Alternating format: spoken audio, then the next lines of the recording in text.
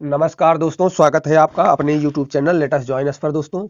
आशा करता हूं कि आप लोगों की होली बहुत अच्छे से हुई होगी और आप लोगों ने होली के त्योहार का खूब भरपूर आनंद लिया होगा। तो आनंद लेने के बाद फिर से उम्मीद भी करता हूं कि आप लोग अपनी स्टडी में फिर से आ जाएंगे और अपनी तैयारी को खूब अच्छी तरीके से करने का प्रयास शुरू कर दिए होंगे। तो दोस्तों आज से हम वीडियो फिर से शुरू कर रहे हैं आगे से कि आप लोगों का जो जनरल स्टडीज का पेपर है वो ज़्यादा से ज़्यादा कवर हो सके और उसी के लिए ये वीडियो तैयार की गई है। तो दोस्तों होली के बाद फिर से आप लोगों का स्वागत है चैनल पर। और हाँ, वीडियो को पूरा देखें, स्किप ना करें और कृपया चैनल को सब्सक्राइब जरूर कर लें। तो शुरू करते हैं आज का पहला प्रश्न। तो पहला प्रश्न है आज का, निम्नलिखित में से कौन भारत में राष्ट्रवाद के उदय का प्रमुख कारण रहा है? पहला 1857 की क्रांति, प्रेस एवं समाचार पत्र, पाश्चात्य चिंतन का प्रभाव, उपरोक्त सभी। तो दोस्तों हम भारत देश में राष्ट्रवाद के उदय के ये सभी कारण थे जिन्होंने भारत की राष्ट्रीय भावना को बहुत मजबूत किया और उसकी परिणति 1947 भारत की आजादी के रूप में हुई। तो दोस्तों यहाँ पर विकल्प डी सही हो जाएगा।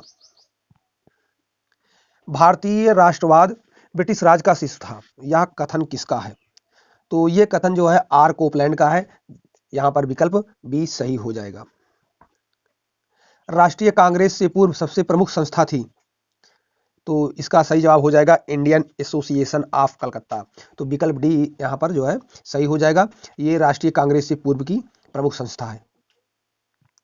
कलकत्ता में एशियाटिक सोसाइटी ऑफ बंगाल की स्थापना 1784 ईस्वी में किसने की थी? तो पहला ऑप्शन है जोनाथन डक्कन, दूसरा है William Jones, C Warren Hastings, D Charles Grant. तो दोस्तों यहाँ पर विलियम जोन्स हो जाएंगे जिन्होंने कलकत्ता में एशियाटिक सोसाइटी ऑफ बंगाल की स्थापना की थी। तो विलियम जोन्स हो जाएंगे। सुरेंद्रनाथ बनर्जी द्वारा स्थापित उस संगठन का नाम बताइए जिसका 1886 ईस्वी में इंडियन नेशनल कांग्रेस में विलय हो गया था। तो दोस्तों सुरेंद्रनाथ बनर्जी द्वारा स्थापित संगठन का नाम था इंडियन एसोसिएशन। तो यहाँ पर विकल्प सी हो जाएगा और इसी का जो है विलय इंडियन नेशनल कांग्रेस में कर दिया गया था। सुरेंद्रनाथ बनर्जी को किस वर्ष भारतीय सिविल सेवा से हटाया गया था? तो सुरेंद्रनाथ बनर्जी को 1874 में भारतीय सिविल सेवा से जो है हटा दिया गया था। यहाँ पर विकल्प ए सही हो जाएगा। भारतीय संघ इंडियन एसोसिएशन के संस्थापक कौन थे? तो दोस्तों इंडियन एसोसिएशन जिसका विलय भारतीय राष्ट्रीय कांग्रेस में हो गया था 1886 में और इस संस्था की स्थापना सुरेंद्रनाथ बनर्जी ने की थी। तो यहाँ पर विकल्प डी सही हो जाएगा। निम्नलिखित में से कौन 1885 ईस्वी में स्थापित बंबई प्रेसिडेंसी एसोसिएशन के संस्थापकों में से एक था? तो यहाँ पर हो जाएगा फिरोज शाह मेहता, पीएनआर चालू, एमबी राम पेरियार या एसएन बनर्जी। तो दोस्तों यहाँ पर विकल्प जो है ए सही हो जाएगा। तो इसका पूरा नाम था बॉम्बे प्रेसिडेंसी एसोसिएशन। फिरोज शाह मेहता, केटी तैलंग और इन्होंने मिलकर जो है इसकी जो है स्थापना की थी। तो यहाँ पर विकल्प ए सही हो जाएगा। 1851 ईस्वी में कोलकाता में स्थापित पहली प्रमुख स्वैच्छिक संस्था का नाम क्या है जो मुख्यतः भारतीय जमींदारों के हितों का प्रतिनिधित्व करती थी? तो यहाँ पर दोस्तों हो जाएगा सही जवाब ब्रिटिश इंडियन एसोसिएशन। यहाँ विकल्प सही हो जाएगा ब्रिटिश भारतीय एवं या ब्रिटिश इंडियन एसोसिएशन, विकल्प ए। अगला प्रश्न है निम्नलिखित की स्थापना को कालक्रमिक क्रम में व्यवस्थित कीजिए। तो ये भी संस्थाएं थी, इनका कालक्रम के अनुसार व्यवस्थित करना है आरंभ से शुरू करते हुए। जैसे पहला Indian east India association, Poona सार्वजनिक सभा, मद्रास महाजन सभा और बम्बई प्रेसिडेंसी। तो यहाँ पर विकल्प हो जाएगा विकल्प ए 1 2 3 4। तो ईस्ट इंडिया एसोसिएशन, पूना सार्वजनिक सभा, मद्रास महाजन सभा और बॉम्बे प्रेसिडेंसी एसोसिएशन, ये सभी एक क्रम से हैं। तो यहाँ पर विकल्प ए सही हो जाएगा। भारतीय राष्ट्रीय कांग्रेस की स्थापना कब हुई? तो भारतीय राष्ट्रीय कांग्रेस की स्थापना ये तो सभी को पता है और एकदम हलवा सवाल है। तो यहाँ पर एकदम जवाब हो जाएगा ए 1885 में। भारतीय राष्ट्रीय कांग्रेस के संस्थापक कौन थे? तो ये भी एक हलवा सवाल है और ऐसे ही प्रश्न आते हैं एग्जाम में। तो ए ओ ह्यूम ने, तो इसका जो है विकल्प बी सही हो जाएगा। भारतीय राष्ट्रीय कांग्रेस का प्रथम अधिवेशन कहाँ हुआ था? तो भारतीय राष्ट्रीय कांग्रेस का प्रथम अधिवेशन बंबई में हुआ था। तो विकल्प सी जो है इसका सही हो जाएगा। भारतीय राष्ट्रीय कांग्रेस के दूसरे अधिवेशन की अध्यक्षता किसने की थी? तो दोस्तों भारतीय राष्ट्रीय कांग्रेस के दूसरे अधिवेशन की अध्यक्षता दादा भाई नौरोजी ने की थी और इसका अधिवेशन कलकत्ता में हुआ था। तो विकल्प सी यहाँ पर सही हो जाएगा। और इन्हीं के जो है सिफारिश पर भारतीय राष्ट्रीय कांग्रेस का नाम भारतीय राष्ट्रीय कांग्रेस रखा गया। निम्न गवर्नर जनरलों में से किसने कांग्रेस को अत्यधिक अल्पसंख्यक लोगों का प्रतिनिधित्व करने वाली कहकर उपहास किया था? तो दोस्तों यहाँ पर विकल्प हो जाएगा सी, लॉर्ड मिंटो ने ऐसा कहा था।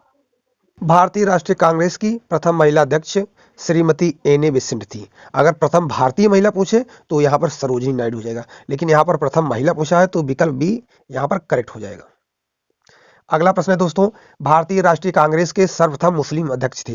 तो दोस्तों यहाँ पर हो जाएगा बदरुद्दीन तैयब जी, यहाँ पर हो जाएंगे डी, विकल्प इसका सही हो जाएगा। भारतीय राष्ट्रीय कांग्रेस की स्थापना के समय भारत का वायसराय कौन था? तो दोस्तों भारतीय राष्ट्रीय कांग्रेस की स्थापना के समय भारत का वायसराय लॉर्ड डफरिन था। तो विकल्प डी जो है यहाँ पर सही हो जाएगा। निम्नलिखित में से कौन भारतीय राष्ट्रीय कांग्रेस के स्थापना अधिवेशन में उपस्थित नहीं था? तो दोस्तों यहाँ पर विकल्प डी सही हो जाएगा। सुरेंद्र नाथ बनर्जी स्थापना के समय उस अधिवेशन में नहीं उपस्थित थे, क्योंकि इनके द्वारा जो स्थापित संस्था थी इंडियन एसोसिएशन, उसकी भी बैठक उसी दिन किसी दूसरे शहर में थी, इसलिए ये इसमें उपस्थित नहीं हो सके। तो यहाँ पर विकल्प डी सही हो जाएगा। भारतीय राष्ट्रीय कांग्रेस के वर्ष 1905 के बनारस अधिवेशन का अध्यक्ष कौन था? तो दोस्तों 1905 में आयोजित बनारस अधिवेशन का अध्यक्ष गोपाल कृष्ण गोखले जी थे। यहाँ पर विकल्प सी सही हो जाएगा। किसने कहा था कांग्रेस पतन के लिए ललखड़ा रही है? मेरी सबसे बड़ी अभिलाषा जब तक मैं भारत में हूं कांग्रेस की शांतिपूर्ण समाप्ति में सहयोग करना है। तो दोस्तों यहाँ पर इसका विकल्प बी सही हो जाएगा। इसे लॉर्ड कर्जन ने कहा था। भारत के विभाजन के समय भारतीय राष्ट्रीय कांग्रेस का अध्यक्ष कौन था? तो भारत के विभाजन के समय जो है भारतीय राष्ट्रीय कांग्रेस का अध्यक्ष जेबी कृपलानी जी थे। तो यहाँ पर विकल्प ए सही हो जाएगा। स्वराज मेरा जन्मसिद्ध अधिकार है और मैं इसे लेकर ही रहूंगा, किसने कहा था? तो ये सबसे ज्यादा प्रचलित वाक्य है, जिसे बाल गंगाधर तिलक ने अपने होम रूल आंदोलन के दौरान कहा था। तो यहाँ पर विकल्प सी सही हो जाएगा। बाल गंगाधर तिलक एक उग्र विचारधारा के समर्थक थे, इसीलिए इनकी तिकड़ी को लाल बाल पाल कहा जाता है। तो विकल्प सी यहाँ सही हो जाएगा। निम्न में कौन भारतीय राष्ट्रीय कांग्रेस की अध्यक्ष रही हैं? सुचेता कृपलानी, अरुणा असफली, एनी बेसेंट, विजयलक्ष्मी पंडित। तो दोस्तों एनी बेसेंट भारतीय राष्ट्रीय कांग्रेस की अध्यक्ष रही हैं। तो विकल्प सी यहाँ सही हो जाएगा। निम्न में से किस अधिवेशन के लिए कांग्रेस ने पहली बार अध्यक्ष को चुना? तो पहली बार कांग्रेस के अध्यक्ष को चुना किसके लिए? तो यहाँ पर सही हो जाएगा कलकत्ता अधिवेशन 1917, विकल्प ए यहाँ पर करेक्ट हो जाएगा। निम्नलिखित में से कौन सा एक प्रारंभिक कांग्रेस की मांग नहीं थी? प्रशासनिक सेवाओं की उच्चतर श्रेणियों का भारतीयकरण, पूर्ण स्वराज या संपूर्ण स्वतंत्रता, शस्त्र अधिनियम की समाप्ति, साम्राज्य के अंतर्गत स्वायत्तता। तो दोस्तों 1885 से 1905 के बीच पूर्ण स्वराज और संपूर्ण स्वतंत्रता की मांग नहीं थी, बाकी जितनी भी मांगे थी वो मांगी गई थी। तो यहाँ पर विकल्प जो है बी सही हो जाएगा। इनमें से कौन सबसे कम आयु में भारतीय राष्ट्रीय कांग्रेस का अध्यक्ष बनने वाला व्यक्ति था? तो दोस्तों सबसे कम आयु में भारतीय राष्ट्रीय कांग्रेस का अध्यक्ष बनने वाला व्यक्ति अबुल कलाम आजाद जी थे। तो यहाँ पर विकल्प भी सही हो जाएगा। नीचे दी गई सूची है जो भारतीय राष्ट्रीय कांग्रेस के अध्यक्ष हुए, तथ्यानुसार उन्हें क्रमबद्ध कीजिए। नीचे दिए कोड का आपको उपयोग करना है। तो दोस्तों इसमें महात्मा गांधी जी हैं, जवाहरलाल नेहरू हैं, वल्लभ भाई पटेल हैं, सरोजिनी नायडू हैं। तो दोस्तों सरोजिनी नायडू ने, तो यहां पर सही विकल्प होगा सबसे पहले महात्मा गांधी 1924 में बेलगाम, उसके बाद 1925 में सरोजिनी नायडू कानपुर, ये 1924 में, फिर जवाहरलाल नेहरू 1929 में, और उसके बाद सरदार वल्लभ भाई पटेल 1931 में। तो यहाँ पर विकल्प सी जो है सही हो जाएगा। महात्मा गांधी, सरोजिनी नायडू, जवाहरलाल नेहरू और उसके बाद सरदार वल्लभ भाई पटेल। तो यहाँ पर विकल्प सी सही हो जाएगा दोस्तों। भारतीय सुधार समिति की स्थापना किसने की थी? भारतीय सुधार समिति की स्थापना किसने की थी? तो दोस्तों यहाँ पर विकल्प ए से हो जाएगा दादा भाई नौरोजी। अगला प्रश्न है, कांग्रेस के लिए समर्थन प्राप्त करने के लिए 1889 में एक समिति स्थापित की गई, निम्न में से उस समिति का सभापति था। तो दोस्तों उस समिति का सभापति सर डब्ल्यू बेडनबर्न थे। तो यहाँ पर विकल्प ए सही हो जाएगा। निम्नलिखित में से कौन उग्रपंथी नेता नहीं था? उग्र विचारधारा वाला बाल गंगाधर तिलक थे, लाला लाजपत राय थे, विपिन चंद्र पाल थे। तो यहाँ पर विकल्प डी सही हो जाएगा, क्योंकि ये लाल बाल पाल, इनको लाल बाल और पाल कहा जाता है। ये तीनों लोग जो है उग्र विचारधारा के समर्थक थे। तो यहाँ पर विकल्प डी सही हो जाएगा। बाल गंगाधर तिलक को लोकमान्य तिलक के नाम से जाना जाने लगा जब वे सरकार ने उन्हें टैंड मर्डर केस में अभियुक्त बनाया, यानी विकल्प सी यहाँ पर सही हो जाएगा। जब उन्हें एक मर्डर केस में अभियुक्त बनाया और उन जो है लोकमान्य तिलक के नाम से जो है प्रसिद्ध हुए। तो यहाँ पर विकल्प सी जो है सही हो जाएगा। अगला प्रश्न है, बाल गंगाधर तिलक की फजा के पश्चात निम्नलिखित में से किसने दया की वकालत की थी और कहा था संस्कृत के एक विद्वान के रूप में तिलक में मेरी दिलचस्पी है? तो दोस्तों इसकी जो है बात जो है मैक्स मूलर ने कही थी। तो यहाँ पर विकल्प बी जो है सही हो जाएगा। तो मैक्स मूलर ने बाल गंगाधर तिलक को छोड़ने की सिफारिश की थी। बाल गंगाधर तिलक को किसने अशांति का जनक कहा था? तो दोस्तों यहाँ पर हो जाएगा विकल्प सी, वैलेंटाइन सिरोल ने बाल गंगाधर तिलक को भारतीय अशांति का जनक कहा था। वर्ष 1908 में 6 वर्ष के कारावास की सजा स्वतंत्रता संग्राम के किस उग्रवादी नेता को दी गई थी? तो 6 वर्ष का कारावास बाल गंगाधर तिलक को दी गई थी। तो यहाँ पर विकल्प बी सही हो जाएगा। निम्नलिखित में से किसने वर्ष 1904 में क्रांतिकारियों की एक गुप्त सोसाइटी संस्था जिसका नाम अभिनव भारत था स्थापित की थी? तो दोस्तों अभिनव भारत की स्थापना बीडी सावरकर ने की थी और ये क्रांतिकारी संगठन था जिसने सशस्त्र के बल पर भारत से ब्रिटिश साम्राज्य को समाप्त करने का जो है बीड़ा उठाया था। तो दोस्तों यहाँ पर डी विकल्प सही हो जाएगा। निम्न में से किस एक को लाला लाजपत राय ने अपना राजनीतिक गुरु माना था? तो दोस्तों लाला लाजपत राय ने अपना राजनीतिक गुरु मैजनी को माना था। तो दोस्तों यहाँ पर विकल्प डी सही हो जाएगा। उन्होंने मैजनी, गैरिबाल्डी, शिवाजी तथा श्री कृष्ण की जीवनी लिखी। वे अमेरिका में कुछ समय के लिए रहे तथा वे केंद्रीय सभा के सदस्य भी निर्वाचित हुए। दोस्तों वे थे लाला लाजपत राय जी। विकल्प यहाँ पर सी सही हो जाएगा। विपिन चंद्रपाल के बारे में निम्नलिखित कथनों में से कौन सा सही है? तो दोस्तों यहाँ पर विकल्प बी सही हो जाएगा। विपिन चंद्रपाल जो है गर्म दल के सदस्य थे। तो यहाँ पर बी सही हो जाएगा। किसके शासनकाल में बंगाल का विभाजन हुआ था? तो दोस्तों जिसमें बंगाल का विभाजन हुआ था उसमें भारत का वायसराय लॉर्ड कर्जन था। तो विकल्प ए सही हो जाएगा। यहाँ पर लॉर्ड कर्जन द्वारा वर्ष 1905 में किया गया बंगाल विभाजन किस वर्ष रद्द हुआ? तो लॉर्ड कर्जन द्वारा किया गया बंगाल विभाजन वर्ष 1911 में लॉर्ड हार्डिंग की घोषणा के आधार पर इसे रद्द किया गया। तो दोस्तों यहाँ पर विकल्प ए सही हो जाएगा। बंग विरोधी आंदोलन का प्रारंभ किस तिथि को हुआ था? तो बंग विरोधी आंदोलन या बंगाल विभाजन विरोधी आंदोलन वर्ष 7 अगस्त 1905 को हुआ था। तो दोस्तों यहाँ पर विकल्प बी सही हो जाएगा। बंग भंग के बाद कौन सा आंदोलन शुरू हुआ था दोस्त? तो बंग भंग आंदोलन के बाद स्वदेशी आंदोलन शुरू हुआ था। तो दोस्तों यहाँ पर हो जाएगा विकल्प बी सही। और इसी के साथ स्वदेशी और बहिष्कार जैसे आंदोलन चलाए गए थे बंगाल विभाजन के विरोध में। बंगाल का विभाजन मुख्यतः किया गया था। दोस्तों बंगाल का विभाजन का कारण जो ब्रिटिश सरकार थी उसने प्रशासनिक बताया था, लेकिन उसका मुख्य उद्देश्य था बंगाल में उपजी राष्ट्रवाद की भावना को कमजोर करना, क्योंकि उस समय बंगाल सबसे आर्थिक, सामाजिक और राजनीतिक रूप से सबसे सशक्त क्षेत्र था और वहां पर राष्ट्रवाद की भावना बड़ी तेज से प्रबल हो रही थी और उसी राष्ट्रीय भावना को तोड़ने के लिए बंगाल विभाजन का सहारा लिया गया और इसको बताया गया कि ये प्रशासनिक दृष्टि से बहुत ही बड़ा क्षेत्र है, इसलिए इसको विभाजित करके प्रशासन में आसानी मिलेगी। तो दोस्तों यहाँ पर विकल्प सी सही हो जाएगा। बंगाल के विभाजन के समय बंगाल का लेफ्टिनेंट गवर्नर था।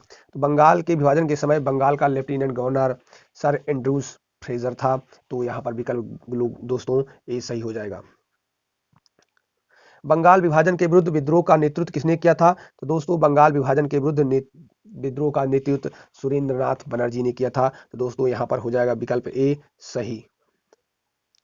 अगला प्रश्न है, स्वदेशी आंदोलन के दौरान किसकी अध्यक्षता में कोलकाता में एक नेशनल कॉलेज की शुरुआत की गई थी? तो दोस्तों अरविंद घोष की सहायता से कलकत्ता में एक नेशनल कॉलेज की स्थापना की गई थी, जिसका उद्देश्य था कि भारतीयों के लिए भारतीयों के द्वारा स्थापित संस्था का उपयोग किया जाए, जिससे ब्रिटिश निर्भरता कम हो। तो दोस्तों यहाँ पर विकल्प बी सही हो जाएगा। स्वदेशी और बहिष्कार पहली बार किस घटना के दौरान संघर्ष की विधि के रूप में अपनाए गए? दोस्तों बंगाल विभाजन के विरुद्ध आंदोलन में स्वदेशी और बहिष्कार आंदोलन ये आंदोलन के एक हथियार थे, जिन्होंने ब्रिटिश सरकार को ये अनुभूति करा दी कि यदि भारतीय इसी तरह से मांग करते रहे तो उन्हें सत्ता हस्तांतरित करनी पड़ेगी, उन्हें भारतीयों को रियायत देनी पड़ेगी। और इसी राष्ट्रवाद की भावना को कमजोर करने के लिए ब्रिटिश सरकार ने बंगाल विभाजन का सहारा लिया। बंगाल विभाजन के बाद उसके बाद उन्होंने पृथक निर्वाचक मंडल का सहारा लिया, जिससे लोगों के अंदर फूट डाली जाए और राज्य की जो है शक्ति को मजबूत की जाए। तो दोस्तों यहाँ पर विकल्प ए सही हो जाएगा। बंगाल में ब्रिटेन की वस्तुओं के बहिष्कार का सुझाव सर्वप्रथम किसने दिया था?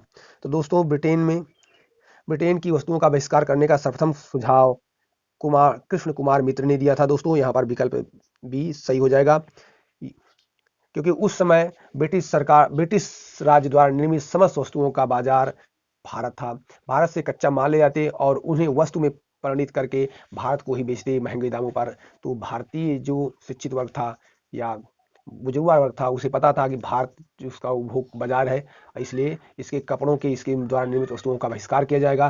तो इस पर थोड़ा आर्थिक दबाव बनेगा कि वो भारत के लिए थोड़ा सा नरम रवैया अपनाए। तो दोस्तों यहाँ पर भी सही हो जाएगा।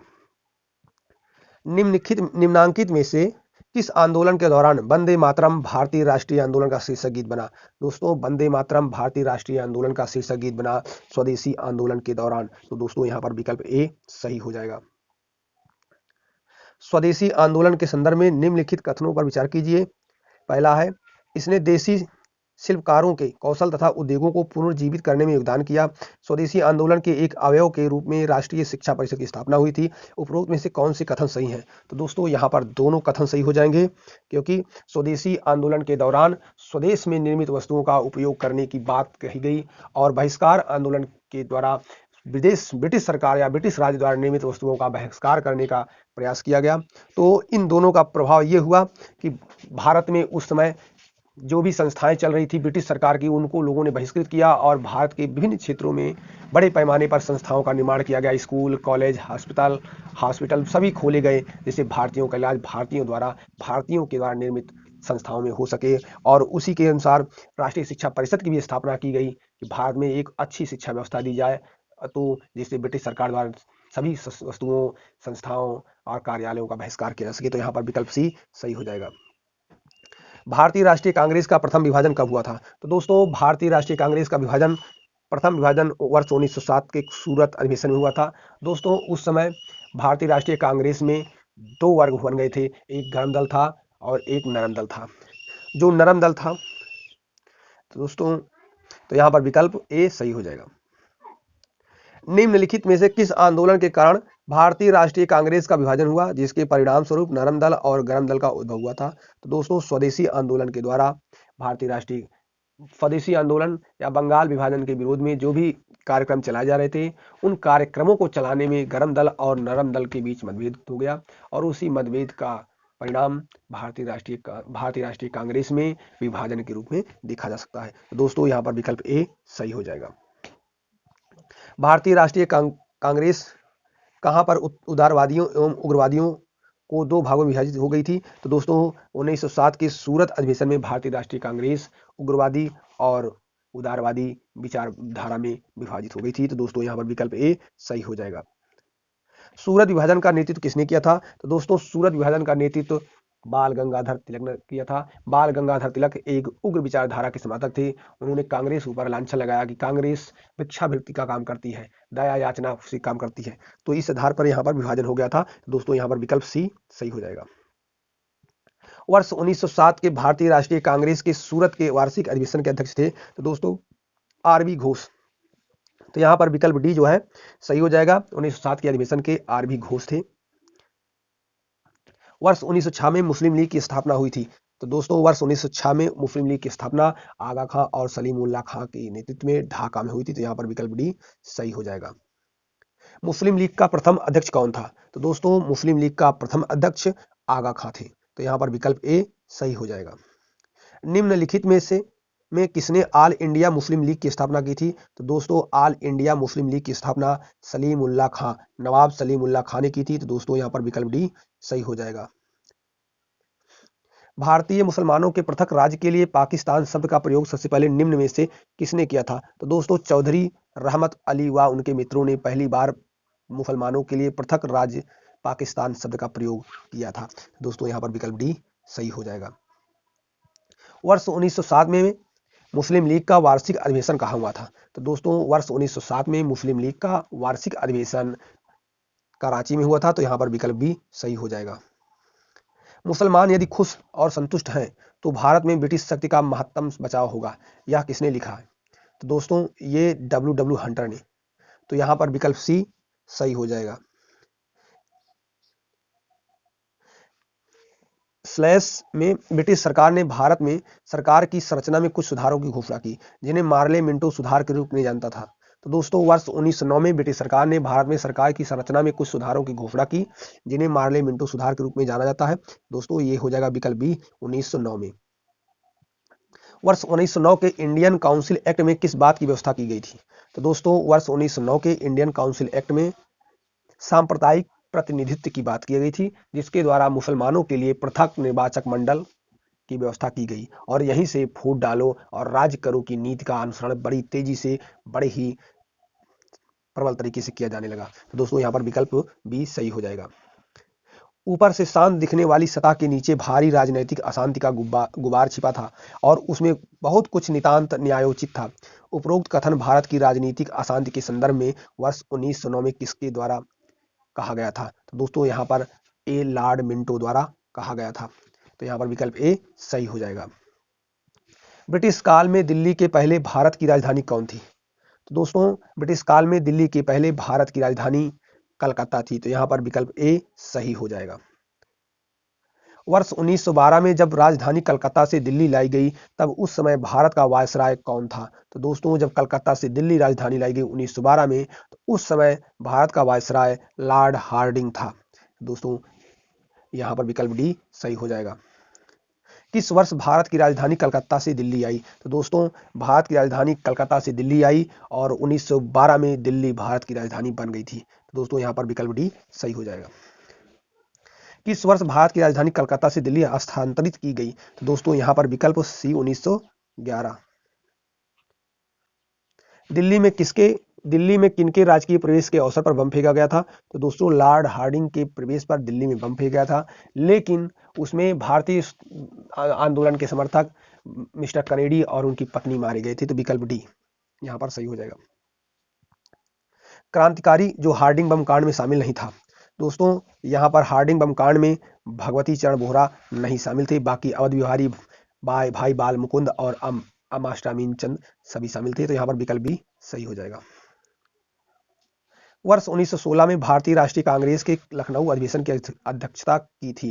तो दोस्तों वर्ष 1916 में आयोजित भारतीय राष्ट्रीय कांग्रेस के लखनऊ अधिवेशन में एसी मजूमदार ने, जिनका नाम है अंबिका चरण मजूमदार ने, भारतीय राष्ट्रीय कांग्रेस की अध्यक्षता की थी। तो यहाँ पर विकल्प डी सही हो जाएगा। निम्नलिखित भारतीय राष्ट्रीय कांग्रेस के किस अधिवेशन में महात्मा गांधी को चंपारण के किसानों की समस्याओं से अवगत कराया गया था? तो दोस्तों लखनऊ अधिवेशन 1916 में महात्मा गांधी को चंपारण के किसानों की समस्याओं से अवगत कराया था और ये अवगत कराने का काम राजकुमार शुक्ल ने किया था। तो दोस्तों विकल्प डी यहाँ पर सही हो जाएगा। दिसंबर 1916 में इंडियन नेशनल कांग्रेस तथा इंडियन मुस्लिम लीग ने एक ही समय अपने अधिवेशन आयोजित किए थे। कहां पर? लखनऊ में। दोस्तों यहां पर विकल्प सी हो जाएगा, क्योंकि उसमें समझौता हो गया था। कांग्रेस और मुस्लिम लीग के बीच प्रसिद्ध लखनऊ समझौते पर हस्ताक्षर हुए थे 1916 में। डी विकल्प डी। अतिवादियों एवं उदारवादियों के पुनर्मिलन की प्रक्रिया में प्रमुख शिल्पी निम्न में से कौन थी या था? तो दोस्तों एनी बेसेंट। कांग्रेस के उदारवादी और उग्रवादी विचारधारा के जो भी नेता थे, उनको फिर से मिलाने का काम, एकजुट कराने का काम किया था एनी बेसेंट और बाल गंगाधर तिलक ने। इन्हीं के प्रयासों से एक बार फिर से कांग्रेस का जो विभाजन हुआ था वो एक हो गया था लखनऊ अधिवेशन के समय। इंडियन नेशनल कांग्रेस और मुस्लिम लीग के बीच मतैक का काल निम्न से कौन प्रदर्शित करता है? तो दोस्तों ये हो जाएगा इंडियन नेशनल कांग्रेस और मुस्लिम के बीच, तो ये हो जाएगा 1940 से 1946 के बीच, विकल्प डी।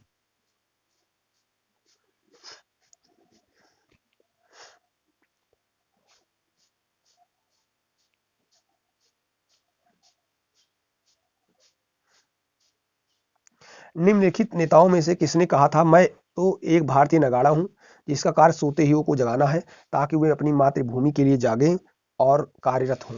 दोस्तों यहां पर ये विकल्प हो जाएगा विकल्प डी, एनी बेसेंट। निम्न में से कौन फेबियन आंदोलन का प्रस्तावक था? दोस्तों फेबियन आंदोलन का प्रस्तावक श्रीमती एनी बेसेंट थी, तो यहां पर विकल्प ए सही हो जाएगा। एनी बेसेंट मुख्यतः संबद्ध रही हैं किससे? गृह शासन हुई होम रूल आंदोलन से। दोस्तों यहां पर विकल्प बी सही हो जाएगा। वर्ष 1920 में निम्नलिखित में से किसने अपना नाम परिवर्तित कर स्वराज्य सभा रख लिया? तो ये हो जाएगा all India home rule league. यहां पर विकल्प ए सही हो जाएगा, इसने अपना स्वराज्य सभा नाम रख दिया था। निम्नलिखित में से कौन होम रूल आंदोलन से नहीं जुड़ा था? तो दोस्तों यहां पर विकल्प ए सही हो जाएगा, होम रूल आंदोलन से सी आर दास नहीं जुड़े थे, तो विकल्प ए सही हो जाएगा। तो यहां पर विकल्प ए सही हो जाएगा। क्रांतिकारियों के एक गुप्त समाज अभिनव भारत का गठन किया था, तो दोस्तों अभिनव भारत का गठन बी.डी. सावरकर ने किया था, तो विकल्प बी सही हो जाएगा। निम्नलिखित में से किसने मित्र मेला संघ को शुरू किया था? तो दोस्तों मित्र मेला संघ को शुरू करने का श्रेय विनय दामोदर सावरकर को है, यहाँ पर विकल्प बी सही हो जाएगा। युगांतर पार्टी का नेतृत्व किसने किया था? दोस्तों युगांतर पार्टी का नेतृत्व जतीन्द्र नाथ मुखर्जी ने किया था, तो यहाँ पर विकल्प ए सही हो जाएगा। बरिंद्र कुमार घोष के क्रियाकलापों ने एक गुप्त क्रांतिकारी संगठन को बंगाल में जन्म दिया। दोस्तों बरिंद्र कुमार घोष ने अनुशीलन समिति का जो है आयोजन किया था और इसी के एक क्रांतिकारी संगठन था जिसने बंगाल में क्रांतिकारी विचारधारा को बहुत ही मजबूत किया। स्वतंत्रता आंदोलन के क्रांतिकारी आतंकवादियों का पहला महत्वपूर्ण साहसिक कार्य बर्रा डकैती का था। बर्रा ये पड़ता है आपका पूर्वी बंगाल में, यहाँ पर विकल्प सी सही हो जाएगा। मुजफ्फरपुर बम कांड 1908 का संबंध इनमें से किसके साथ था? तो मुजफ्फरपुर बम कांड का संबंध प्रफुल्ल चाकी से था। प्रफुल्ल चाकी और खुदीराम बोस द्वारा मुजफ्फरपुर बम कांड जो है संचालित किया गया था, तो यहाँ पर विकल्प सी सही हो जाएगा। निम्नलिखित में से किसने बड़ी बुद्धिमानी के साथ अलीपुर षड्यंत्र मामले में अरविंद घोष का बचाव किया था? दोस्तों अलीपुर षड्यंत्र केस में अरविंद घोष का बचाव चित्तरंजन दास ने किया था, तो यहाँ पर विकल्प ए सही हो जाएगा। वह कौन था जिसने गदर पार्टी को स्थापित किया? दोस्तों लाला हरदयाल थे जिन्होंने गदर पार्टी की स्थापना 1913 में की थी। ये भारत के बाहर भारतीयों के लिए आंदोलन का कार्य करती थी, तो दोस्तों ये इसका विकल्प ए सही हो जाएगा। गदर पार्टी की स्थापना हुई थी, कहां हुई थी? 1913 में, तो विकल्प बी यहाँ पर सही हो जाएगा। गदर पार्टी से निम्नलिखित में से कौन संबंधित नहीं था? दोस्तों खुदीराम बोस का संबंध गदर पार्टी से नहीं था, बाकी लाला हरदयाल, पंडित रामचंद्र और बरकतुल्लाह इन सभी का जो है संबंध गदर पार्टी से था। यहाँ पर खुदीराम बोस, विकल्प डी सही हो जाएगा। गदर क्रांति छीनने का सबसे महत्वपूर्ण कारण क्या था? दोस्तों गदर पार्टी छीनने का सबसे महत्वपूर्ण कारण था कामागाटा मारू घटना, विकल्प बी। गदर पार्टी का मुख्यालय दोस्तों सैन फ्रांसिस्को में था, यहाँ पर विकल्प ए सही हो जाएगा। निम्नलिखित में से कौन गदर पार्टी का पहला सभापति है? गदर पार्टी का पहला सभापति दोस्तों सोहन सिंह भकना, विकल्प बी सही हो जाएगा।